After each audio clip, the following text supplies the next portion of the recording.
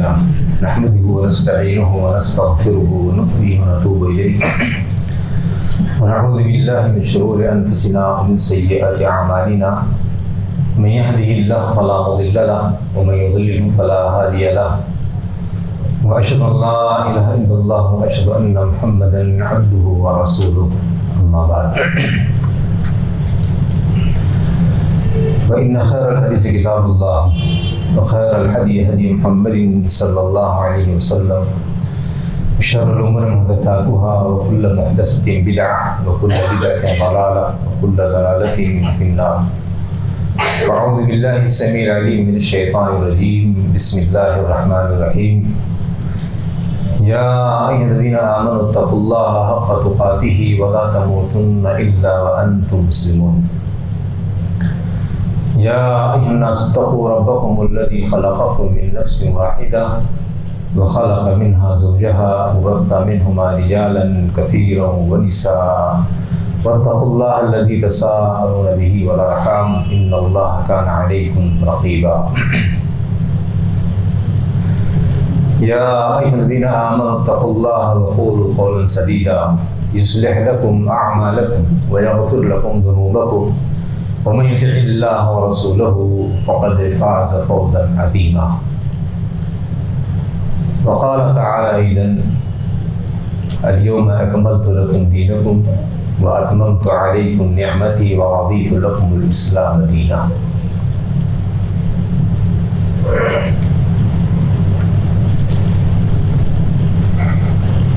ہر طرح کی حمد و ثنا عظمت و کبریائی، ہر طرح کی تسبیح، تحمید اور بڑائی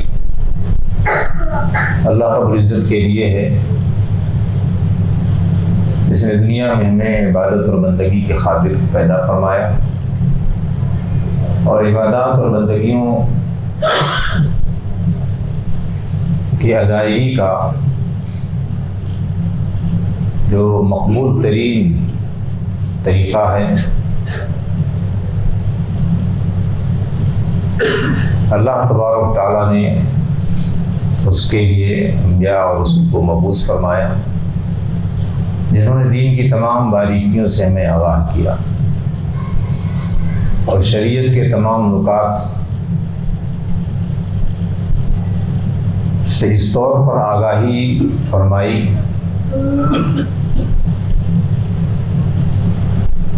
کہ آپ نے اپنے قول، اپنے فعل اور اپنی تقریرات سے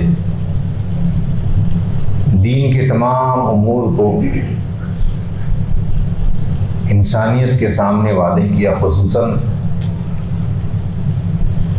ہمارے نبی محمد بن عبداللہ صلی اللہ علیہ وسلم کی ذات گرامی، جو ساری انسانیت کے لیے نبی اور رسول بنا کر کے بھیجے گئے تھے، انسان اور جنات کے لیے رسول اور نبی تھے۔ یہ بہت بڑا منصب تھا۔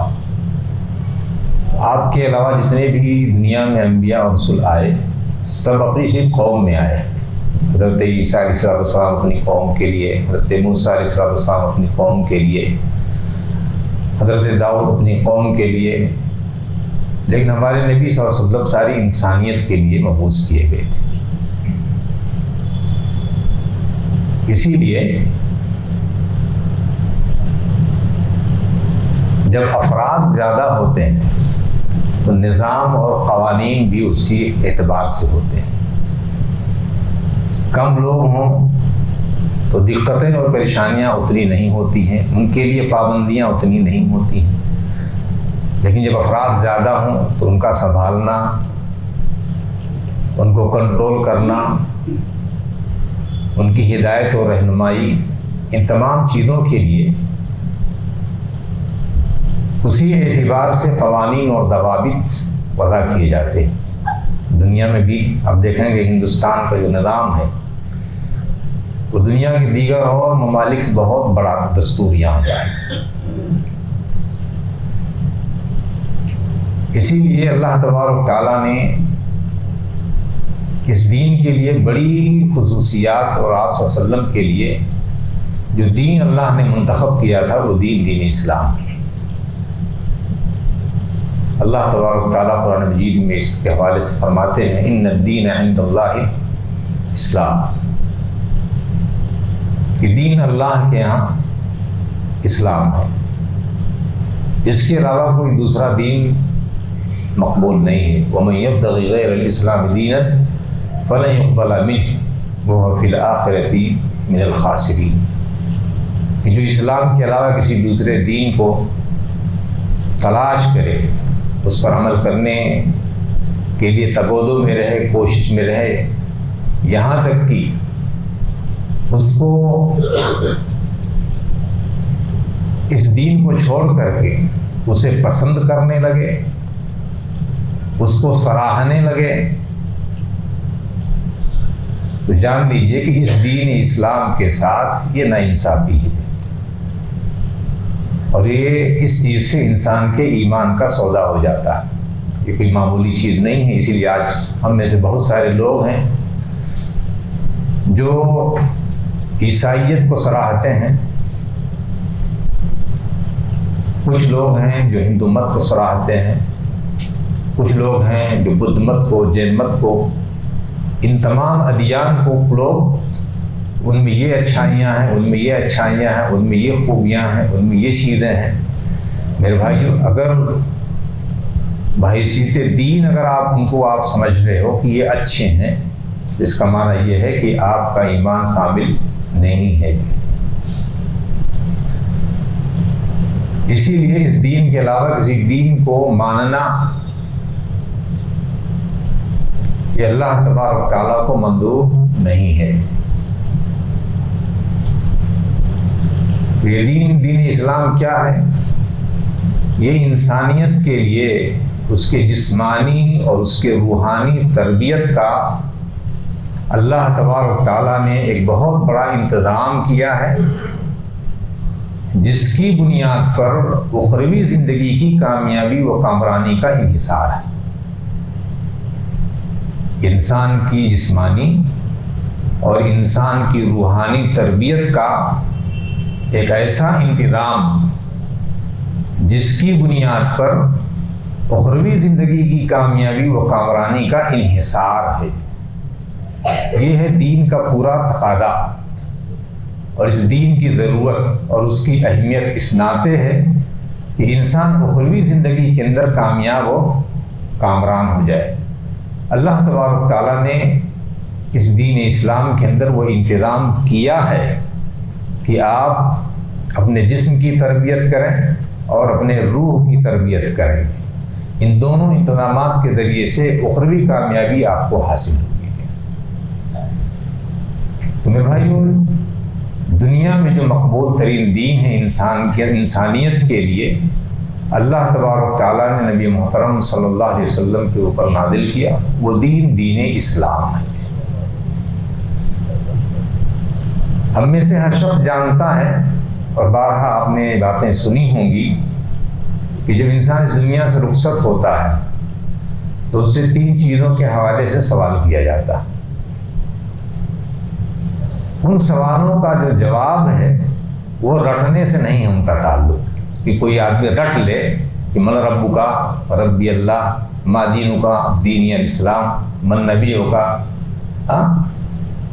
نبی محمد صلی اللہ علیہ وسلم، اگر کوئی آدمی رٹ لے تو یہ رٹنا یہ صرف انسان کی اس دنیاوی زندگی تک ہے، اور جیسے ہی انسان کی روح اس کے جسم سے جدا ہوتی ہے، پورے انسان کا جو دماغ ہے یہ فارمیٹ ہو جاتا ہے، کوئی چیز یہاں کی باقی نہیں رہتی۔ جیسے ہی یہ روح انسان کے جسم سے جدا ہوتی ہے، پوری باڈی میں یہ فارمیٹ ہو جاتی ہے، اور پھر کوئی چیز وہاں پر باقی نہیں رہے گی۔ اگر آپ یہاں رٹ بھی لیں اس سوال کا جواب، کچھ لوگ کہتے ہیں کہ ہم تو اس کو بہت اچھی طریقے سے رٹ لیں گے، اور فرشتہ جب آئے گا پوچھنے کے لیے تو ہم اس کو جواب دے دیں گے۔ جو پھر بھائی ان چیزوں کا تعلق جو ہے وہ رٹنے سے نہیں ہے۔ اور آپ جانتے ہیں کہ روح کیا چیز ہے، یہ انسان کے جسم کے لیے یہ کسی انسان کو معلوم نہیں ہے، اس کے بارے میں کوئی انسان اس چیز کو نہیں سمجھتا ہے۔ یہ جب تک آپ کے جسم میں ہے، جب تک آپ کا وزن ہے، اور اگر یہ آپ کے جسم میں اگر یہ روح نہ رہے تو آپ کا وزن ختم ہو جاتا ہے۔ اس کو اگر تجربہ کرنا چاہیں تو آپ دیکھ سکتے ہیں کہ کسی تالاب میں کسی کو ڈبو دیجئے تو آپ کو سمجھ میں آ جائے گا جب تک وہ زندہ ہے وہ انسان نیچے جائے گا، اور جیسے ہی وہ انسان کی روح نکل جائے گی وہ انسان اوپر آ جائے گا۔ یہ کیسا معاملہ؟ کسی مردے کو اگر آپ کو اٹھانا ہو تو آپ جلدی نہیں اٹھا پاؤ گے۔ کسی مردے کو اگر آپ کو اکیلے اٹھانا ہو تو آپ نہیں اٹھا پاؤ گے، اور زندے کو اگر اٹھانا ہو تو آپ کو ٹانگ لو گے۔ اور جب انسان کی روح نکل جاتی ہے تو پھر انسان اوپر آ جاتا ہے، اور جب تک روح رہتی ہے، انسان کی جان رہتی ہے، اس وقت انسان نیچے جاتا ہے۔ انہی دونوں کی تربیت کے لیے میرے بھائیو اللہ تبارک و تعالیٰ نے جو ہمیں دین دیا ہے وہ دین اسلام ہے۔ اللہ نے یہ بہت بڑا احسان کیا انسانیت کے ساتھ میں، اور ایک بہت بڑی نعمت ہے جو اللہ نے ہم کو عطا کی ہے۔ اس پر ہم اللہ کا جس قدر بھی شکر ادا کریں وہ بہت کم ہے۔ صرف آپ یہ اندازہ لگائیے، اور اسلام سے پہلے کی زندگیوں کا یا وہاں کے لوگوں کا، ان کے کھانے پینے، رہن سہن، بود و باش، ان تمام چیزوں کو اگر آپ پڑھیں اور دیکھیں، اہل علم اس چیز کو جانتے ہیں۔ جو لوگوں کا تعلق تعلیم سے ہے وہ لوگ سمجھتے ہیں، تاریخ جو لوگ پڑھتے ہیں وہ سمجھتے ہیں کہ اسلام سے پہلے اس انسانیت کا کیا حال تھا۔ اللہ تبارک تعالیٰ نے اسلام دے کر کے ایک بہت بڑا احسان کیا ہے، اور ایک بہت بڑی نعمت ہے۔ اسی نعمت کے حوالے سے قرآن کہتا ہے الیوم اکملت لکم دینکم واتممت علیکم نعمتی ورضیت لکم الاسلام دینا۔ اللہ فرماتا ہے الیوم، آج ہم سب جانتے ہیں کہ قرآن کریم کی یہ آیت میدان عرفہ میں اللہ کے نبی صلی اللہ علیہ وسلم حج میں تھے، وہاں آپ نے وقوف کیا ہوا تھا، وہاں یہ آیت نازل ہوتی ہے الیوم اکملت لکم دینکم، کہ ہم نے تمہارا دین مکمل کر دیا، واتممت علیکم نعمتی، اور ہم نے اپنی نعمت تمام کر دی۔ دنیا میں اسلام سے بڑھ کر کے کوئی نعمت نہیں ہے میرے بھائیوں۔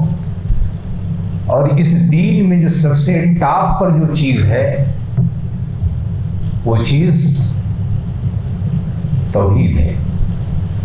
اسی لیے اس دین کے جو اعضائے رئیسیہ ہیں، اگر آپ ان کو شمار کریں گے تو ان میں سے کچھ چیزوں کا تعلق اعتقادات سے ہے، عبادات سے ہے، معاملات سے ہے، اخلاقیات سے ہے، معاشرات سے ہے۔ ان سب کی اگر تشریح کی جائے، ان سب چیزوں میں پورا دین سمٹا ہوا ہے۔ اعتقادیات، یہ آپ کے دین کو ماننا یا آپ کے اعتقاد سے متعلق ہے، یعنی جڑا ہوا ہے کہ اس دین کے ساتھ کسی دوسرے دین کو شامل نہیں کیا جا سکتا۔ جیسے عبادت اللہ کے علاوہ کسی دوسرے کی نہیں ہو سکتی، ایسے اس دین کے علاوہ کسی دوسرے دین کو مانا نہیں جا سکتا، اسے تسلیم نہیں کیا جا سکتا۔ نبی محترم صلی اللہ علیہ وسلم کی نبوت و رسالت کے آگے اب کسی دوسرے کی نبوت و رسالت کو اس طور پر صرف مانا جائے گا کہ اللہ کے نبی تھے، لیکن ان کی شریعت اب نہیں رہی۔ اب آپ یہ بھی نہیں کہہ سکتے کہ نہیں ہم تورات کو بھی ہم مانیں گے، زبور کو بھی ہم مانیں گے، انجیل کو بھی ہم مانیں گے، اور قرآن کو بھی مانیں گے۔ جیسے آج کچھ لوگ ہیں جو وحدت الادیان کے نام پر ایک بڑے چرچے ہیں لوگوں کے ہاں، یہ سب دین جو ہے سب اللہ کا دین ہے، ہم سب بھائی بھائی ہیں، جو ہے ہم سب بھائی بھائی ہیں، سارے جتنے دین کے ماننے والے ہیں سب جو ہے دین ایک ہی دین ہے، سب کا پالنہار ایک ہی ہے، اس میں کوئی شک نہیں ہے، وہ ہے، لیکن ہر آدمی کے نظریے اور ہر آدمی کے ماننے کے طریقے وہ الگ الگ ہیں، ہر آدمی اپنی اپنے حساب سے مانتا ہے۔ تو میرے بھائیو، اللہ تبارک ان سب چیزوں کا تعلق جو ہے ان کا تعلق اعتقادات سے، یہ آپ کو ماننا پڑے گا۔ جو جن چیزوں کا تعلق عبادات سے ہے، ان عبادتوں کو ماننا کس طور پر؟ جس طور پر اللہ کے نبی صلی اللہ علیہ وسلم نے اس عبادت کے طریقے ہمیں سکھلائے۔ جب نماز کے حوالے سے اس کے آداب آپ سماعت کر رہے تھے، اللہ کے نبی صلی اللہ علیہ وسلم نے قولاً و عملاً تطبیقی اور پریکٹیکل طور پر آپ نے کر کے بتا دیا کہ یہ چیزیں اس طریقے سے ادا کی جائیں گی، تب جا کر کے وہ قبولیت کا درجہ پائیں، اور اگر اس طریقے پر نہیں رہیں گی تو قبول نہیں ہوگی۔ تو یہ بہت بڑی نعمت ہے جو اللہ تبارک تعالیٰ نے ہمیں اس دین کی شکل میں دی ہے، جو انسانی زندگی کے تمام نواحی اور جوانب کو شامل ہے۔ کوئی بھی انسانی زندگی کا ایسا گوشہ نہیں ہے جس کو یہ محیط نہ ہو، شامل نہ ہو، کوئی بھی۔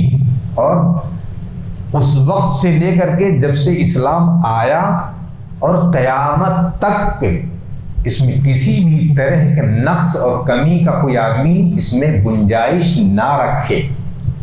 آج بہت سارے لوگ ہیں کہیں گے نہیں اس میں یہ چیز، ہاں یہ اسلام میں یہ چیز نہیں ہے، اس میں اس چیز کو اضافہ کرنا چاہیے، وہاں سے لے لینا چاہیے، یا وہاں سے لے لینا چاہیے، عیسائیت سے یہ چیز ہمیں لینی چاہیے، یا نصرانیت سے ہمیں یہ چیز لینی چاہیے، یہودیت سے یہ چیز ہمیں لینی چاہیے۔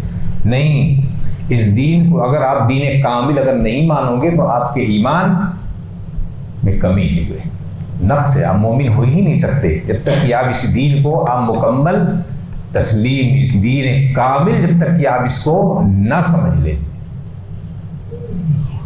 لیکن میرے بھائیوں بہت سارے لوگ ہیں جو آپ جانتے ہیں کہ دنیا کے اندر طرح طرح کے فتنے اور طرح طرح کے وساوس اور خیالات اور نظریات رائج ہیں۔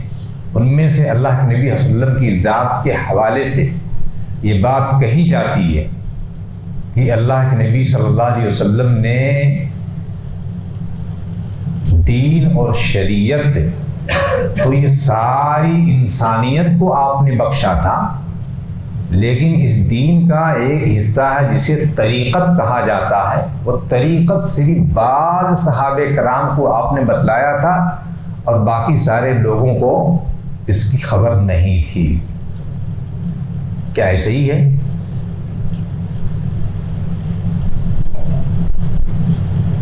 ایسا نہیں ہے۔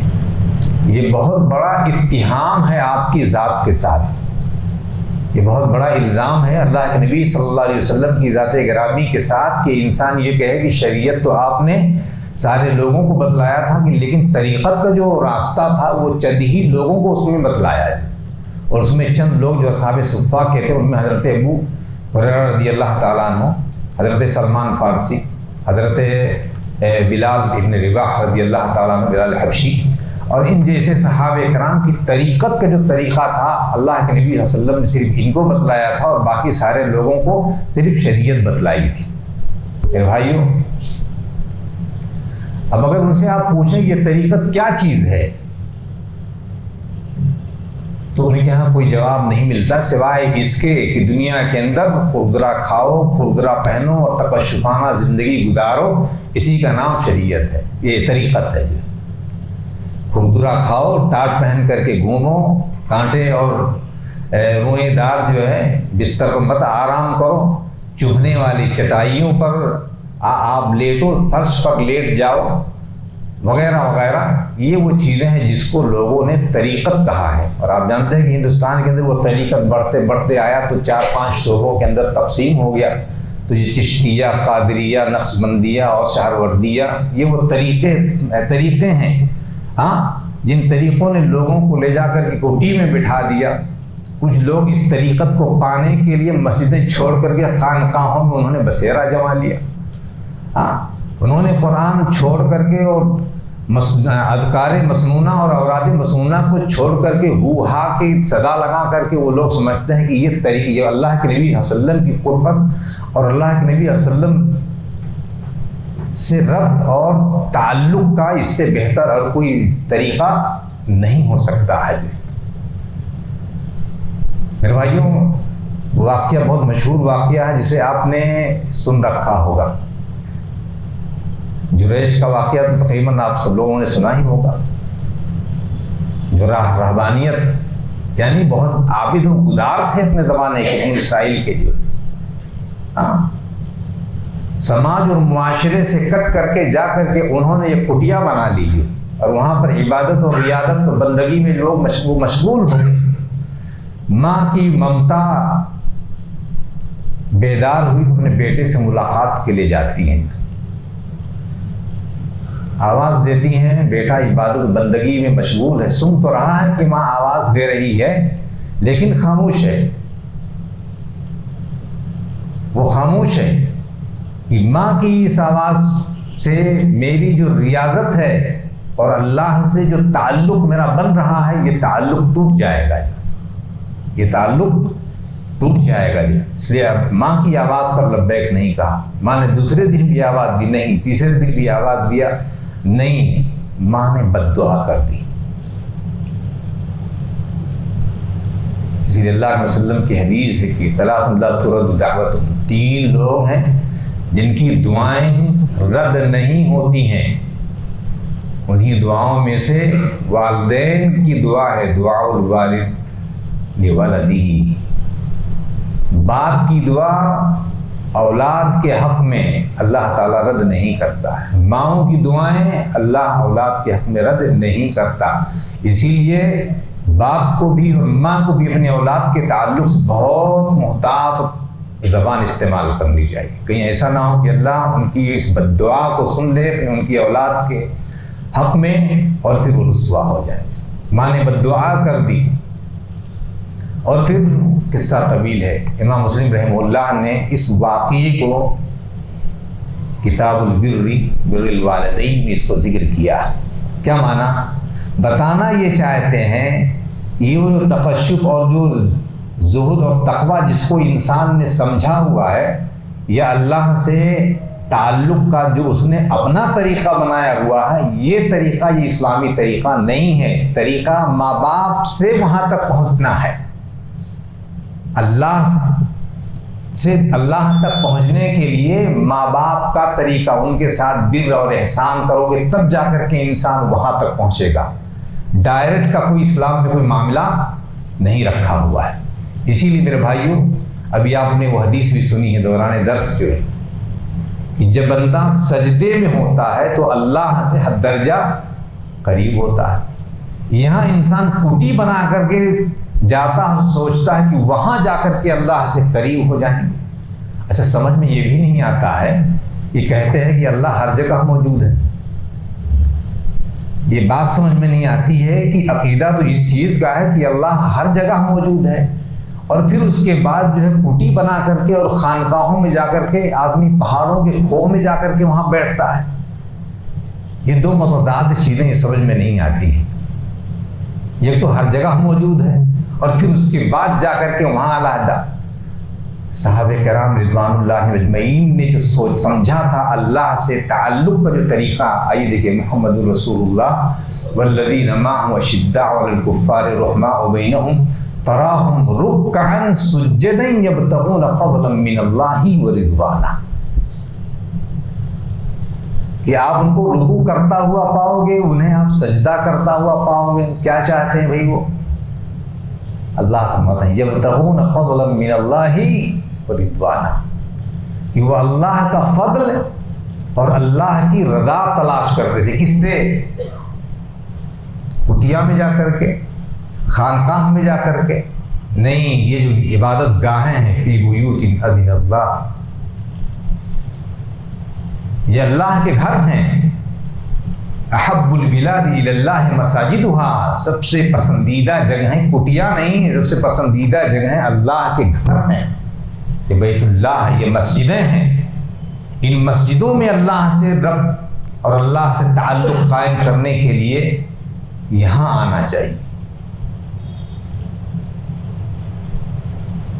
تو صحابہ کرام رضوان اللہ علیہم اجمعین اللہ تبارک تعالیٰ سے ربط اور تعلق کے لیے ان کا جو طریقہ تھا وہ عبادات اور بندگی کا طریقہ تھا. یبتغون فضلا من اللہ ورضوانا، اللہ کا فضل اور اللہ کی رضا تلاش کرتے تھے. آج ہم کیا تلاش کرتے ہیں اپنی عبادات سے؟ یعنی ہم نمازوں سے کیا؟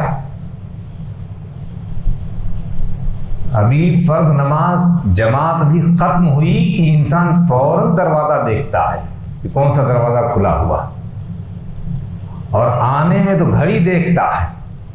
جب مسجد میں آنا ہو تو آدمی گھڑی دیکھتا ہے کہ ابھی باقی ہے، ابھی جماعت میں اتنا باقی. ابھی تو مؤذن صاحب بھی وضو کر رہے ہوں، امام صاحب بھی اپنے کمرے میں ہوں گے. ہاں انسان گھڑیاں دیکھتا ہے کہ جب جماعت کھڑی ہوگی تو پھر اس کے بعد انسان جو ہے مسجد کے اندر داخل ہوگا، اور جیسے ہی جماعت ختم ہوگی فوراً انسان مسجد سے نکلنے کے لیے تیار رہتا ہے۔ اور خاص طور سے اپنی جماعت، میں سارے لوگوں کو نہیں کہتا لیکن اکثریت کی ایسی ہی ہے کہ مسجد میں بیٹھنا ان کے لیے بہت بڑا دشوار معاملہ ہوتا۔ ہاں، باہر جا کر کے وہاں پر گھنٹوں مسجد کے دروازے پر گھنٹوں کھڑے ہو کر کے باتیں کریں گے۔ جی ہاں، مسجد دور نہیں، مسجد کے دروازے اگر یہاں کہیں تو یہاں ایسا لگتا ہے کہ شیطان نے رسی باندھ رکھی ہے، وہ فرض اور بس کھینچ کر کے وہ نکالنے ہی والا ہے۔ ابھی حدیث ہم نے پڑھی سنی تھی شیخ سے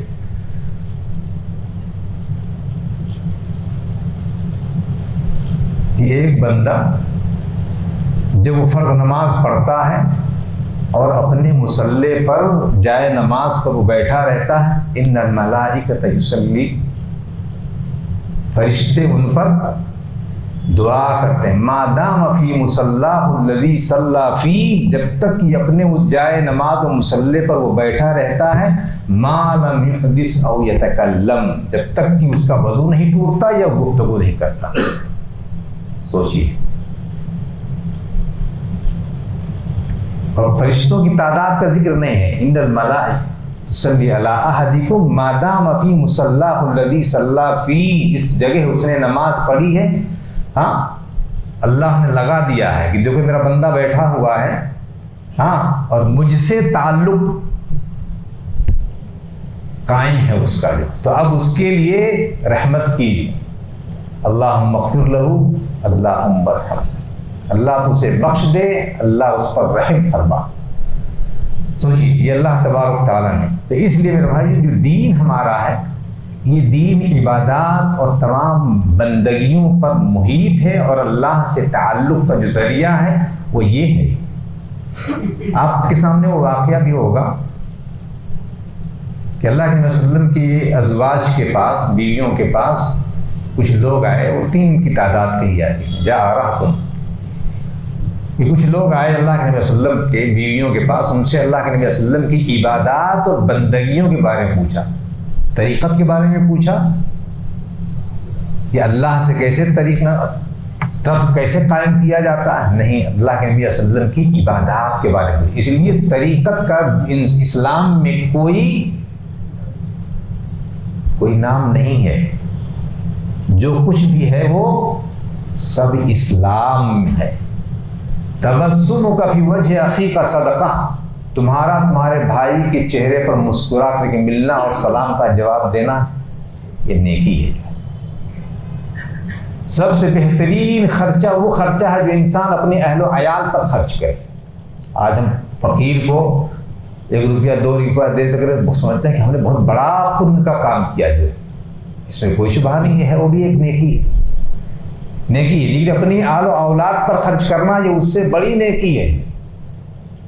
سب سے بہترین خرچہ وہ ہے جو آپ اپنی اولاد کی تعلیم پر خرچ کرو، ان کی صحت کے لیے، ان کی تربیت کے لیے، ان کی ترقی کے لیے، ان کی تعلیم کے لیے خرچ کرو، یہ سب سے بہترین نفقہ ہے۔ لیکن ہم میاں فقیر کو، مانگنے والوں کو 1-2 روپے کا سکہ دے کر کے ہم بہت خوش ہوتے ہیں، اور اولاد کے اوپر جو ہم خرچ کرتے ہیں اسے ہم نیکی اور خیر نہیں سمجھتے۔ وہ نیکی ہے، وہ صدقہ ہے، وہ صدقہ ہے۔ وفی بُضْعِ أَحَدِكُمْ صدقہ، تمہاری شرمگاہوں میں بھی اللہ نے نیکی رکھی ہوئی ہے۔ صحابہ نے تعجب سے کہا کہ اللہ کے نبی، ہاں، کہ ایک انسان جو اپنی اہل و عیال سے جسمانی تعلق قائم کرتا ہے، اس پر کون سی نیکی؟ اللہ نے کہا کہ اگر یہی شخص کہیں کسی غلط جگہ جائے تو کیا اس کو گناہ نہ ہوگا؟ سوچئے، یہ بھی نیکی۔ معنی یہ ہے کہ انسان ہر چیز کو عبادات اور بندگی کی نظر سے دیکھے، اور ہر طرح کی عبادات اور بندگیاں، ان چیزوں کا تعلق اسلام سے ہے۔ معاملات میں آپ جائیں گے تو لین دین، خرید و فروخت، یہ ساری چیزیں یہ اسلام سے ہیں، یہ دین سے ہیں۔ التاجر الصدوق مع الصدیقین والشہداء والصالحین، اچھا تاجر، نیک تاجر، ہاں، کس کے کتنا بڑا مرتبہ ہے اس کا کہ صدیقین کے ساتھ ہے، شہداء کے ساتھ ہے، صالحین کے ساتھ ہے۔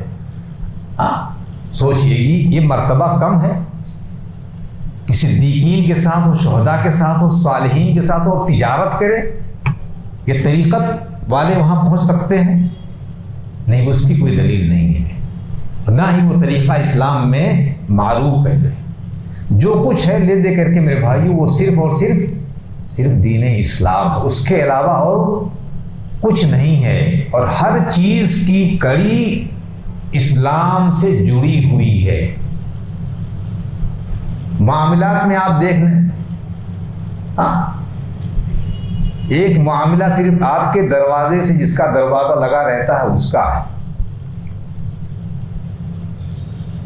اللہ کے وسلم کہ واللہ لا یؤمن من لا یأمن جارہ بوائقہ، کہ اللہ کی قسم، سوچئے نبی قسم کھا کر، واللہ لا یؤمن، اللہ کی قسم وہ مسلمان نہیں، وہ مومن نہیں ہے کہ جس کے شر سے اس کا پڑوسی محفوظ نہ رہے۔ کتنی بڑی بات ہے۔ آج ہم اپنے گھر کا کچڑا صاف کر کے جھاڑو لگائیں گے تو صاف کر کے کنارے پڑوسی کے دروازے پر کر دیں گے۔ واللہ لا یؤمن۔ تو میرے بھائی اسلامیات کا جو نطاق ہے وہ بڑا کشادہ ہے، اور ہر چیز کو اللہ تبارک تعالیٰ نے اسلام کے بندھن میں اس کو باندھ دیا ہے، چاہے ان چیزوں کا تعلق اعتقاد سے ہو، چاہے ان چیزوں کا تعلق عبادات سے ہو، چاہے ان چیزوں کا تعلق معاملات سے ہو، چاہے ان چیزوں کا تعلق معاشرت سے ہو۔ جو ہے معاشرت یعنی میاں بیوی کے رشتے، رشتہ داروں کے رشتہ داریاں، قرابت داریاں، یہ ساری کی ساری چیزیں یہ کیا ہیں؟ یہ سب اسلام سے ہیں، یہ سب اسلام سے ہیں۔ اللہ کے نبی صلی اللہ علیہ وسلم جب گھر پہنچتے ہیں تو عائشہ رضی اللہ تعالیٰ عنہ انہیں پانی پیش کرتے ہیں، انہیں پانی پیش کرتے ہیں۔ اللہ کے نبی صلی اللہ علیہ وسلم باوجود اس کے کہ آپ پیاسے ہوتے، آپ وہ کاس اور وہ پیالہ حضرت عائشہ رضی اللہ تعالیٰ عنہ کو واپس کر دیتے کہ آپ پہلے پی لیں۔ یہاں ایک نقطہ، باریک نقطہ ہے، مردوں کے لیے بھی، اگر عورتیں سن رہی تو ان کے لیے بھی ہے۔ اللہ کے نبی ان کو دے دیتے، حضرت عائشہ رضی اللہ تعالی عنہ پانی پیتی اور اللہ کے نبی صلی اللہ علیہ وسلم دیکھتے کہ وہ ہونٹ کہاں رکھ رہی ہیں۔ آج دنیا بہت سے رومانس کہتی ہے، رومانس، جو رومانس اسلام میں ہے وہ دنیا کے کسی بھی رومانس میں نہیں ہے۔ سوچئے حضرت اللہ کے نبی صلی اللہ علیہ وسلم یہ دیکھ رہے ہیں کہ وہ ہونٹ کہاں رکھ کر کے جب وہ کاس واپس کرتے تو اللہ کے نبی صلی اللہ علیہ وسلم اسی جگہ پر منہ رکھ کر کے پیتے۔ حضرت عائشہ کہتی ہیں اور میں حائضہ حالت میں رہتی۔ آپ تو ہمارے یہاں کیا کھانے نہیں ہے، ان ایام کے اندر برتن کو ہاتھ نہیں لگانا، بستر الگ ہے۔ میرے بھائیو سوچئے کہ ہمارا دین کتنا کشادہ دین ہے۔ جو آج ہم نے اس دین کو نہیں سمجھا ہے، آج ہم اس دین کو نہیں سمجھے ہیں۔ یہی ضرورت ہے کہ ہم اس دین کو سمجھیں کہ دین کیا چیز ہے، اور جب قبر میں پوچھا جائے گا تو یہی پوچھا جائے گا کہ ما دینک، کہ تمہارا دین کیا ہے۔ تو آپ صرف نہیں کہ دین اسلام، اسلام کیا ہے؟ اسلام بہت ساری انسانی زندگی کے رہنمائی کے جو قواعد اور جو ضوابط اللہ نے قرآن کی شکل میں اور نبی محترم صلی اللہ علیہ وسلم کی فرمودات کی شکل میں جو دیا ہے، یہی دین ہے۔ جو آپ نے عملاً جو چیز کیا ہے وہ ساری کی ساری چیزیں وہ دین کا حصہ ہیں، اور وہی عبادت ہے، اور وہی ریاضت ہے، وہی بندگی ہے، اسی سے اللہ کی قربت حاصل کی جائے۔ تو جو 3 لوگ آئے تھے انہوں نے پوچھا کہ اللہ کے وسلم کے جو ہے عبادات کیسی ہیں؟ عائشہ رضی اللہ تعالیٰ عنہ کو بتا دیا کہ بھی اللہ کے وسلم یہ کرتے ہیں۔ تو انہوں نے اس کو سمجھا کہ بھئی آپ تو بخشے بخشائے ہوئے ہیں، ہمیں اس سے زیادہ بندگی کرنی چاہیے اور اپنے آپ کو عبادت میں فنا کر دینا چاہیے۔ جیسے آج جو لوگ تصوف کے جو قائل ہیں یا طریقت والے ہیں، یہ لوگ کہتے ہیں فنا فی اللہ، یعنی اللہ میں فنا ہو جاؤ۔ ارے اللہ کوئی ایسی چیز ہے جہاں جا کر کے ڈوب کر مر جاؤ گے؟ فنا فی اللہ، عبادت اور بندگی کا جو طریقہ اور ربط جو اللہ نے تعلق جو بتایا ہے، ان تعبد اللہ کأنک تراہ، ڈوبو مت، آنکھ بند مت کرو. یہ حالت عبادت کرتے وقت تو آپ کو آنکھ بند کرنا جائز نہیں ہے. عبادت کرتے وقت تو آپ کی آنکھ کھلی ہونی چاہیے. ان تعبد اللہ کأنک تراہ فإن لم تکن تراہ فإنہ یراک. اگر یہ تصور نہیں قائم ہو پا رہا ہے کہ آپ اللہ کو دیکھ رہے ہو، تو کم سے کم یہ تو تصور ہونا چاہیے کہ اللہ تعالیٰ ہمیں دیکھ رہا ہے. جب یہ تعلق قائم ہوگا تو وہ تعلق بن جائے گا جو تعلق صحابہ کرام کا تھا. یبتغون فضلا من اللہ ورضوانہ، کہ اللہ کا فضل اور اس کی رضا تلاش کرتے تھے وہ لوگ ان عبادات اور ان بندگیوں کے ذریعے سے میرے بھائیوں. لیکن آج ہم تمام چیزوں میں بہت کچے ہو گئے، اور ہم نے کچھ چیزوں کو، ظاہری چیزیں جو دکھانے والی ہے. دیکھیں آج انسان گھر میں رہے گا تو تسبیح نہیں پڑھے گا، جب بازار میں نکلے گا تو ہاتھ میں تسبیح لے لے گا.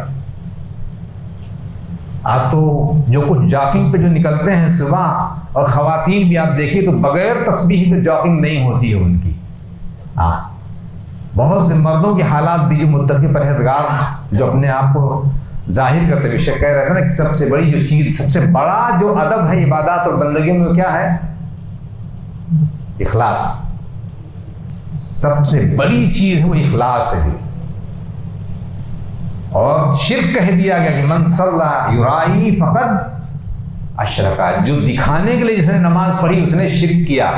کوئی بھی عبادت و بندگی جس نے دکھانے کے لیے کیا اس نے شرک کیا. عبادت تو گئی، عبادت تو گئی، اس نے شرک کا ارتکاب کیا جو.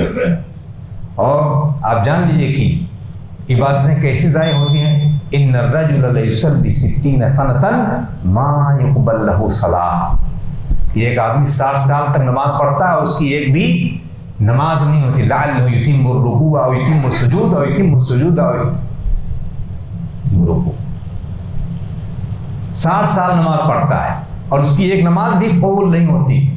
کبھی رکوع صحیح سے کرتا تو سجدہ صحیح سے نہیں کرتا، سجدہ کرتا ہے تو رکوع صحیح سے نہیں کرتا ہے. ایسے تیسے جیسے ہم الیکٹرک بل بھرنے والوں یا ٹیلی فون کا بل بھر دیں، آتے ہیں ہم مسجد میں بل بھر کر کے ہم یہاں سے چلے جاتے ہیں کہ اب بجلی کٹے گی نہیں جو ہے، اب فون ڈسکنیکٹ نہیں ہوگا جو ہے. نہیں، یہ معاملہ نہیں ہے. اللہ کو منانے کے لیے ہم آتے ہیں. اور اس میں آپ دیکھیں گے کچھ لوگ جو ہے نماز کو ہلکا سمجھتے ہیں اور دعا کو بھائی. نماز 5 منٹ کی اور دعا 10 منٹ کی. آج ہماری حالات ایسے ہیں، نماز 5 منٹ کی اور دعا 10 منٹ کی. دونوں سجدوں کے درمیان ہم کیا پڑھتے ہیں؟ اللہم اغفر لی وارحمنی واہدنی وعافنی وارزقنی. اس کی روایت ہے واجبرنی. یہ جو 5-6 جو دعائیں ہیں، اگر اللہ سے انہیں کو منظور کروا لے جاؤ تو آپ کو باہر ہاتھ پسارنے کی ضرورت نہیں پڑے گی. اس میں کوئی ایسی چیز نہیں ہے جو رکھ نہ دی گئی ہو. اور یہ دعا ہمارے نبی کی ہے. مغفرت اللہ سے مانگ لی گئی، اللہ مغفر لی، مغفرت مانگ لی گئی. اللہ کی رحم کی بھیک مانگتا ہے بندہ، ہدایت مانگتا ہے اللہ سے، عافیت مانگتا ہے، اللہ سے رزق مانگتا ہے. اب اور کیا چاہیے بھائی آپ کو؟ اس کے علاوہ اور کیا چیز چاہیے آپ کو بتا دیجئے. کوئی چیز بچی اس دعا میں جو جامع جو دعا ہے، اس میں اور بندے کو اس کے علاوہ میں نہیں سمجھتا کسی اور چیز کی اس کو ضرورت ہوتی ہے. جب نماز میں ہو تو نماز میں ان دعاؤں کو منوانے کے لیے اللہ تبارک تعالیٰ کے ساتھ رو گڑاؤ اور منظور کروا لے جاؤ. یہی سب سے بڑی طریقت ہے انسان کی، جس راستے پر اللہ تبارک تعالیٰ نے ہمیں چھوڑا ہے.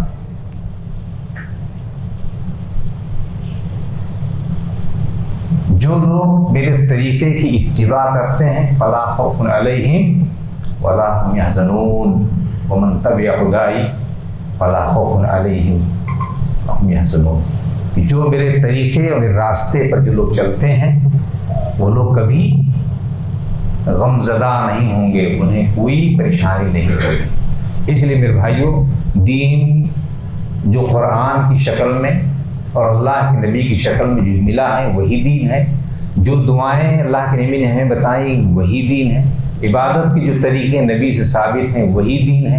اس کے علاوہ عبادات اور بندگیوں کے جتنے بھی طریقے ہیں جس بھی نوعیت کے ہوں وہ سب چیزیں بیکار ہیں اور اس میں انسان کا کوئی بھلا نہیں ہونا، اور اللہ سے قربت حاصل کرنے کا نماز سے بہترین کوئی اور ذریعہ نہیں ہو سکتا۔ اسی لیے اسی کو راس العبادہ کہا گیا ہے، اور بندہ سجدے میں اللہ سے بہت قریب ہوتا ہے۔ ان دعاؤں کو اللہ تبارک تعالیٰ سے مانگ کر کے اللہ سے قربت حاصل کر لو، اور یہی سب سے بہترین طریقہ ہے اللہ تبارک تعالیٰ تک پہنچنے کا اور اللہ کو راضی کرنے کا، جو صحابہ کرام رضوان اللہ اجمعین جنہوں نے اپنایا، اور اللہ ان کو سرٹیفکیٹ دنیا ہی میں دے دیا کہ رضی اللہ عنہم ورضوا عنہ وعد لهم جنات تجری تحتها الانہار خالدین فیہا ابدا۔ اللہ تعالیٰ سے دعا ہے کہ اللہ تعالیٰ ہمیں خیر کی توفیق عطا فرمائے، اور جو شریعت محمدیہ اللہ نے ہمیں بخشی ہے دین اسلام کی شکل میں، اللہ تبارک تعالیٰ اس کے مطابق زندگی گزارنے کی ہمیں توفیق بخشے۔ وآخر دعوانا الحمد للہ رب العالمین۔